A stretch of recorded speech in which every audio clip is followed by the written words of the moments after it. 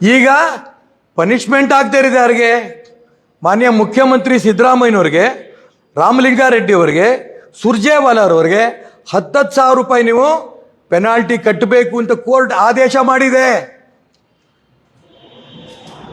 ಮಾನ್ಯ ಡಿ.ಕೆ. ಶಿವಕುಮಾರ್ ಅವರು ತಿಹಾರ್ ಜೈಲಿಂದ ಬಂದಿದ್ದಾರೆ, ಇನ್ನು ಬೇಲಲ್ಲಿದ್ದಾರೆ. ಮುಖ್ಯಮಂತ್ರಿ 10,000 ರೂಪಾಯಿ ಪೆನಾಲ್ಟಿ ಕಟ್ಟಬೇಕು ಅಂತ ಕೋರ್ಟ್ ಆದೇಶ ಬಂದಿರೋಂಥ ವ್ಯಕ್ತಿ ಮುಖ್ಯಮಂತ್ರಿ ಆದರೆ, ಉಪಮುಖ್ಯಮಂತ್ರಿ ಡಿ ಕೆ ಶಿವಕುಮಾರ್ ಅವರು ತಿಹಾರ್ ಜೈಲಲ್ಲಿ ಇದ್ದು ಬೇಲಲ್ಲಿ ಬಂದಿದ್ದಾರೆ. ಇವರು ಭಾರತೀಯ ಜನತಾ ಪಾರ್ಟಿ ಕಾರ್ಯಕರ್ತ ಆದ ನನಗೆ RSS ಬಗ್ಗೆ ಪ್ರಸ್ತಾಪ ಮಾಡ್ತಾ ಇದು RSS ಹೇಳ್ಕೊಡುತ್ತಾ, ಇಂಥ ತರಬೇತಿ ಆಗತ್ತಾ ಅನ್ನೋಂಥ ಮಾತನ್ನು ಹೇಳ್ತಾ ಇದ್ದಾರೆ. ಮಾನ್ಯ ಮುಖ್ಯಮಂತ್ರಿಗಳಿಗೆ ನಾನು ಹೇಳಕ್ಕೆ ಇಷ್ಟಪಡ್ತೇನೆ, ನೀವು ಮಾಡಿದ ತಪ್ಪಿಗೆ 10,000 ನಿಮ್ಮ ಮುಂದೆ ಹೈಕೋರ್ಟಿಗೆ, ಸುಪ್ರೀಂ ಕೋರ್ಟ್ಗೆ ಹೋಗಿದ್ದೀರಿ, ಅದನ್ನು ವಾಪಸ್ ತಗೊಳ್ಳಿ. ರಾಷ್ಟ್ರಭಕ್ತ ಸಂಘಟನೆ ಬಗ್ಗೆ ದಯವಿಟ್ಟು ಮಾತಾಡಬೇಡಿ.